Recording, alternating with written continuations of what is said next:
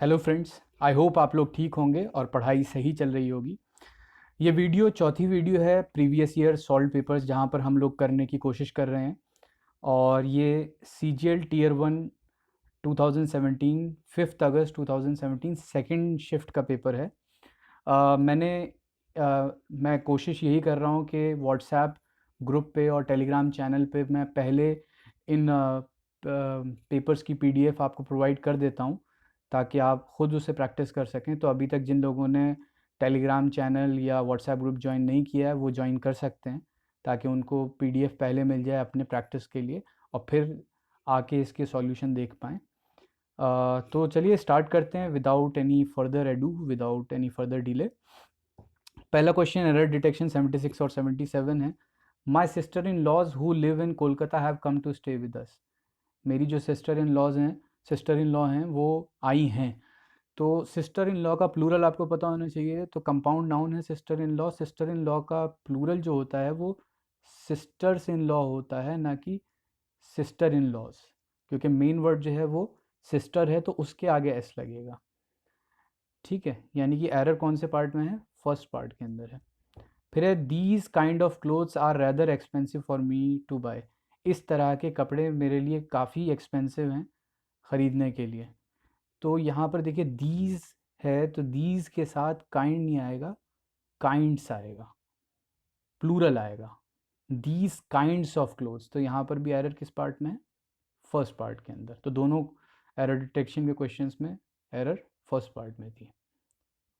फिर fill in the blanks आपको बताने। The employ did not dash to the argument of the manager. तो आपको बताना है कि इसमें से फिट कौन सा होता है। तो द एम्प्लॉय डिड नॉट क्या सेंस बनाएगा उस पर डिपेंड करेगा। The employ did not exceed to the argument of the manager. Exceed का मतलब बढ़ना, तो बढ़ने तो यहाँ पर कोई सेंस बन नहीं रहा है। रिसीड का मतलब घटना, तो घटना भी यहाँ पर कोई सेंस नहीं बना रहा है। अब आपको पता होना चाहिए प्रीसीड या कंसीड आपके पास बचते हैं।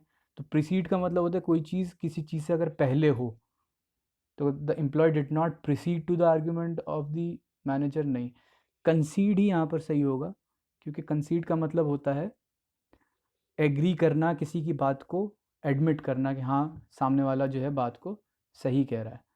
तो manager the employ did not concede to the argument of the manager, यानी ऑप्शन 3।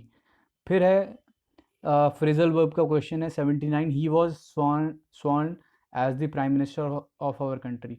उसने हमारे, यानी कि अभी के केस में तो obviously prime minister Narendra Modi ji होंगे।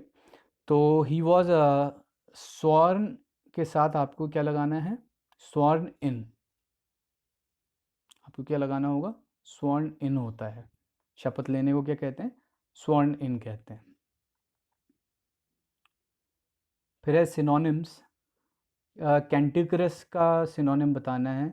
तो कैंटिकरस का मतलब होता है कोई बैड टेम्पर्ड हो या हमेशा कंप्लेन करता हो, झगड़ालू हो, तो उसको कहते हैं क्या?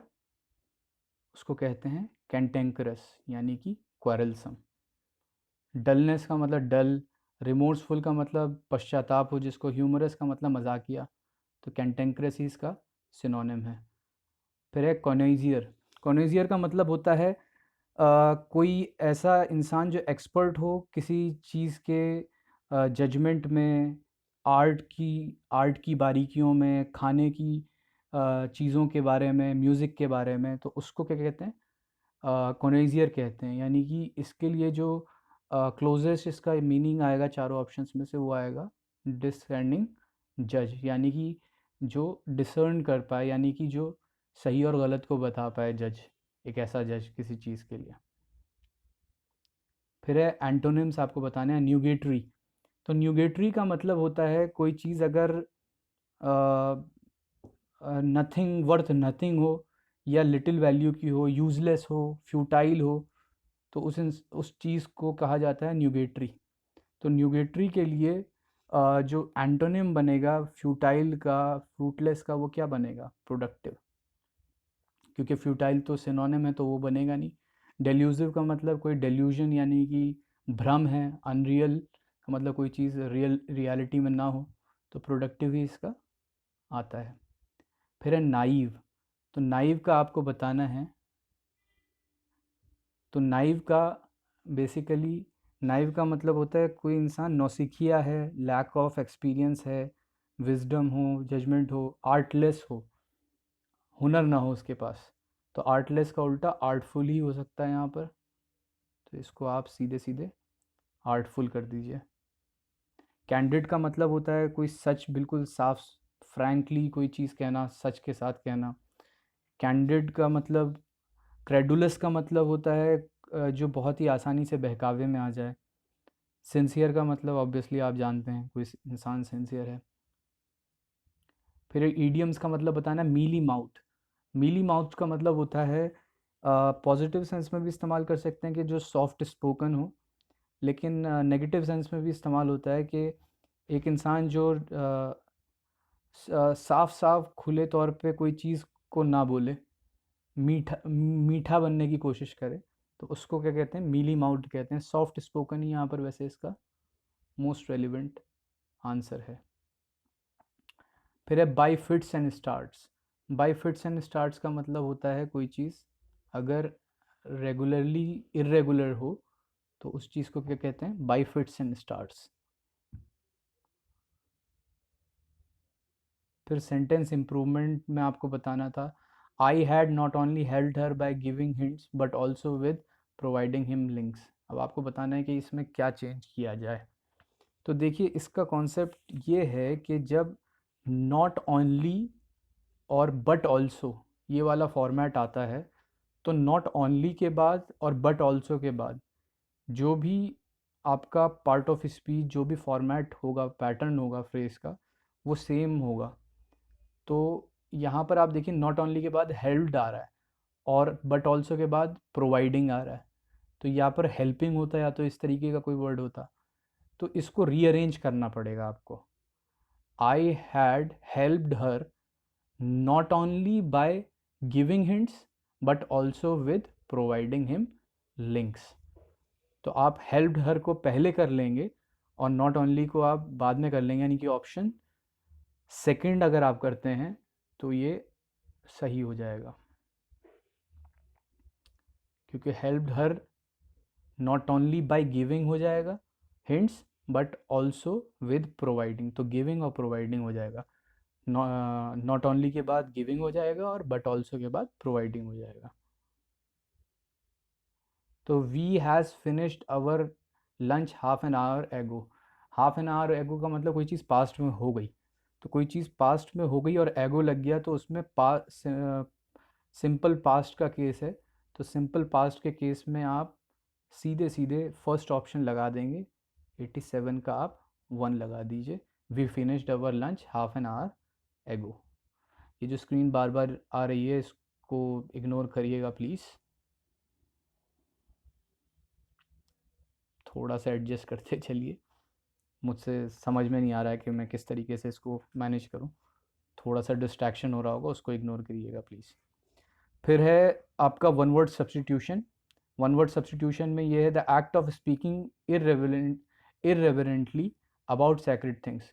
पवित्र चीज़ों के बारे में उल्टा सीधा बोलना, उसको क्या कहते हैं, उसको कहते हैं ब्लास्फेमी। उसको क्या कहते हैं, ब्लास्फेमी कहते हैं। डिफेक्शन मतलब छोड़ देना, अपने कंट्री को या अपने ट्राइब को छोड़ देने को डिफेक्शन कहते हैं। बेलिकॉज जो है झगड़ालू होना, क्वेरलसम होना, विलिंग टू फाइट, बेलिकोस कहलाता है। एथीस्ट का मतलब नास्तिक होता है, तो यहाँ पर ब्लेसफेमी आएगा। फिर है who a person who talks too much of himself. तो ईगोटिस्ट और ईगोइस्ट में लोग कंफ्यूज होते हैं। ईगोटिस्ट विद टी जो है इसका आंसर होता है ऐसा इंसान जो अपने बारे में बहुत ज़्यादा बोलता हो, अपने बारे में बहुत ज़्यादा बोलता हो, उसको कहते हैं ईगोटिस्ट। और ईगोइस्ट जो होता है जो अपने बारे में बहुत ज़्यादा सोचता है। तो सोचता ईगोटिस्ट भी है, लेकिन ईगोटिस्ट और ईगोइस्ट सोचते दोनों हैं, लेकिन ईगोटिस्ट की खासियत है कि वो ज़्यादा बोलता भी अपने बारे में बहुत ज़्यादा, और ईगोइस्ट हो सकता है बहुत ज़्यादा बोलता हो सकता है ना भी बोलता हो। तो ये एक डिफरेंस है दोनों के बीच में। फिर है एमेटिक। एमेटिक का मतलब होता है एक ऐसी चीज़ जिससे उल्टी आए, सब्सटेंस कॉजिंग वॉमिटिंग। तो ये तो होता भी नहीं। एलीट का मतलब तो बिल्कुल हाई लेवल के लोगों को एलीट कहा जाता है।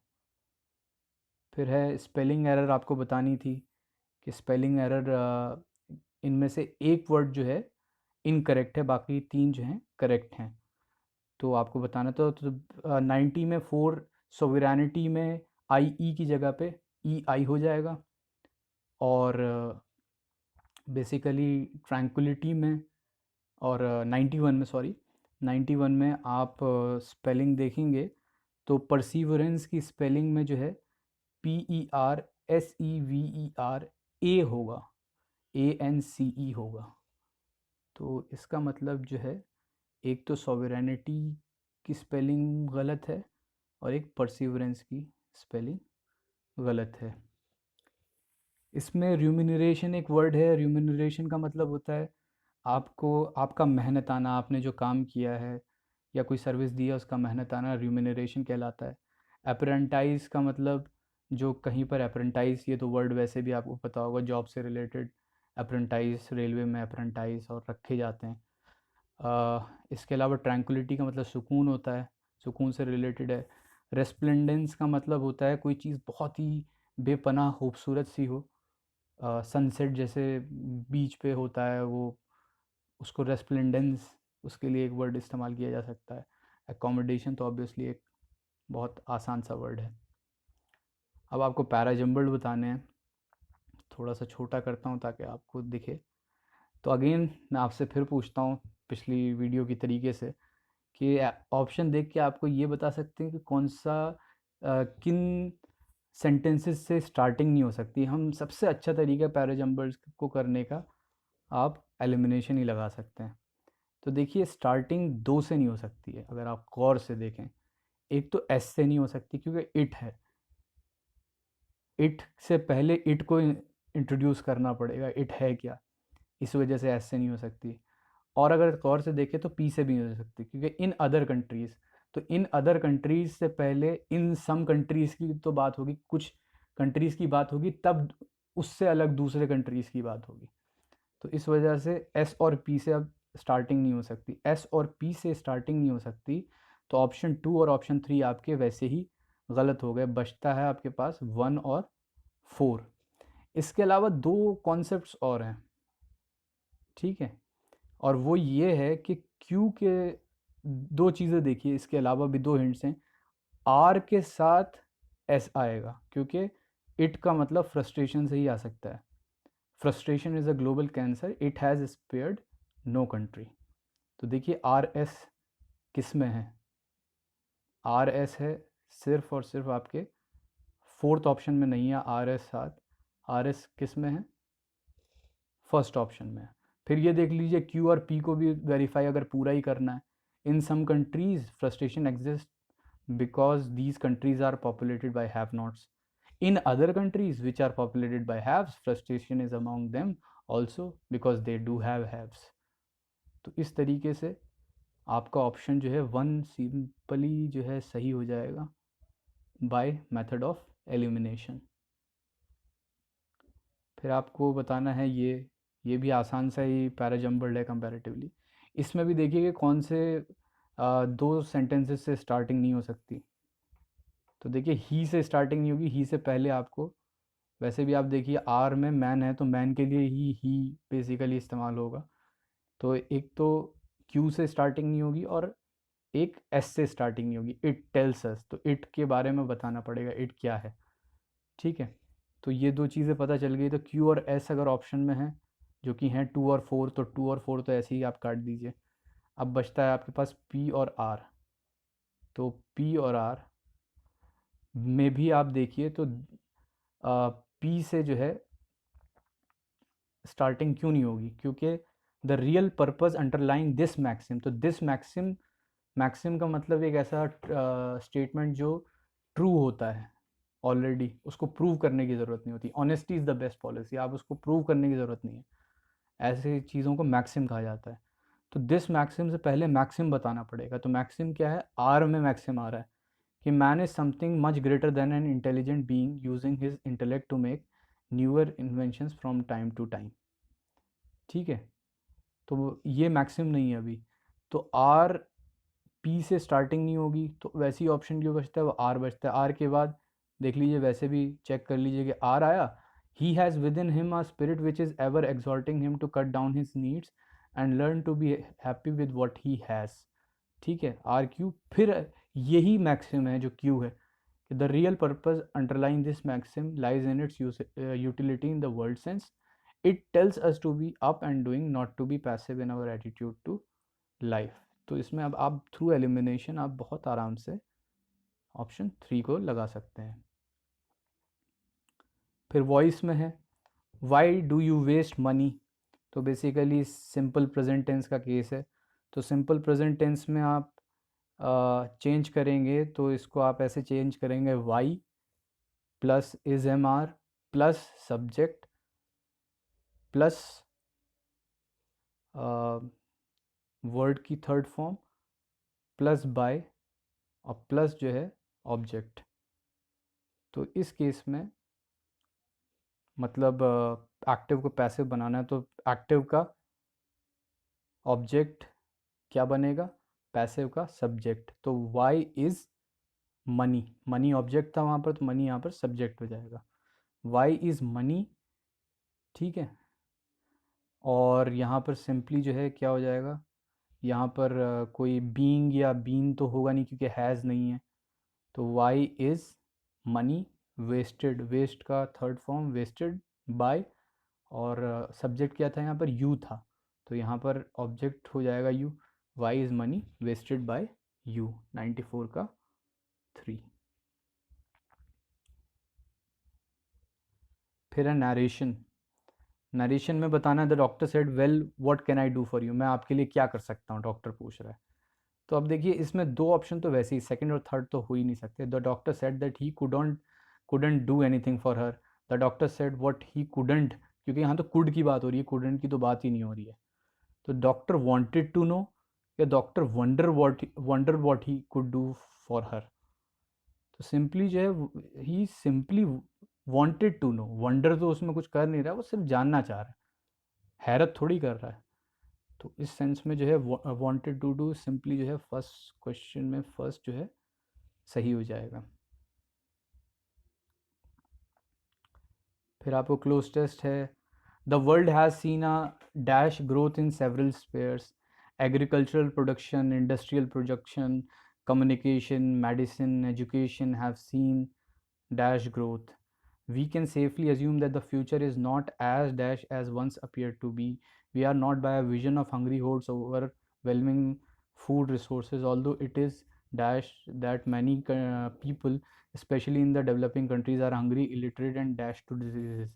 तो बेसिकली अगर आप ये सेंटेंस को कायदे से पढ़ें और रीडिंग आपकी ठीक ठाक आप मेहनत कर रहे हैं तो ये समथिंग ऐसा बनाना चाह रहा है जो सेंस बन के आ रहा है कि हमने वैसे भी कॉमन सेंस से रिलेटेड है कि दुनिया ने बहुत तरक्की की है, बहुत ग्रोथ की है, बहुत ग्रोथ की है, क्योंकि ऑब्वियसली पहले हम आज से 100-200 साल पहले कितना पीछे थे टेक्नोलॉजिकली हर तरीके से, और आज कितनी चीज़ों में डेवलपमेंट हुआ है। और एग्रीकल्चर प्रोडक्शन, इंडस्ट्रियल प्रोडक्शन और ये सब कुछ जो है इसमें बहुत ज़्यादा ग्रोथ हुई है। पहले कितनी कम खेती में हुआ करती थी आमदनी, या कितना कम स्लोली प्रोड्यूस होती थी चीज़ें, आज इतने फास्ट और इतने बड़े लेवल पे प्रोडक्शन हो रहा है चीज़ों का। तो इसलिए सेफली अज्यूम किया जा सकता है कि फ्यूचर उतना बुरा नहीं होगा जितना दिखता था, once appear to be. We are not by a vision of hungry hordes, हम कोई अब भूखे लोगों का झुंड नहीं है पूरी तरीके से, जिनको ओवरवेलमिंग वर्ल्ड फूड रिसोर्सेज, क्योंकि ऑब्वियसली पहले क्या था, अनाज कम होता था और लोग थे अच्छे खासे। अब अनाज भी बहुत ज़्यादा हो रहा है, आबादी बढ़ी है लेकिन अनाज में प्रोडक्शन भी बहुत ज़्यादा बढ़ा है। तो ऐसा नहीं है कि अब भुखमरी उस हिसाब से है। हाँ, लेकिन ऑल्दो इट इज़, लेकिन ये भी सच है कि डेवलपिंग कंट्रीज़ में लोग भूखे हैं, अनपढ़ हैं और बीमारी से जूझ रहे हैं समथिंग। तो ऐसा वर्ड हमें कुछ लेना पड़ेगा। द वर्ल्ड हैज़ सीन अ कैसा ग्रोथ, मियर ग्रोथ तो नहीं, नेगेटिव, स्लो ग्रोथ नहीं, हार्डली भी नेगेटिव, ट्रुमेंडस ग्रोथ ही इसमें जो है फिट बैठता है। 96 का 1। फिर आइए 97, हैव और मेडिसिन में, और उसमें क्या है, ग्रोथ हुई है, अच्छी ग्रोथ हुई, तो अच्छी ग्रोथ के लिए जो है सिर्फ कौन सा वर्ड आ सकता है, अनप्रेसिडेंटेड ही यहाँ पर आ सकता है। ट्रिमेंडस में और अनप्रेसिडेंटेड में क्या फ़र्क होता है?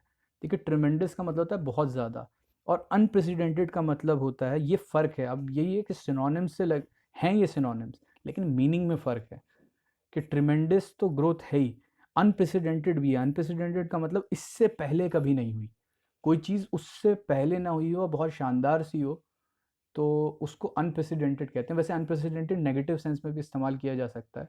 फॉर एग्जांपल क्रिकेट के अंदर अगर कोई पूरी की पूरी इंटरनेशनल मैच के अंदर कोई टीम 15 या 20 रन पे ऑल आउट हो जाए तो वो अनप्रेसिडेंटेड होगा, या कोई टीम जो है वनडे के अंदर 600 रन बना दे तो वो अनप्रेसिडेंटेड होगा।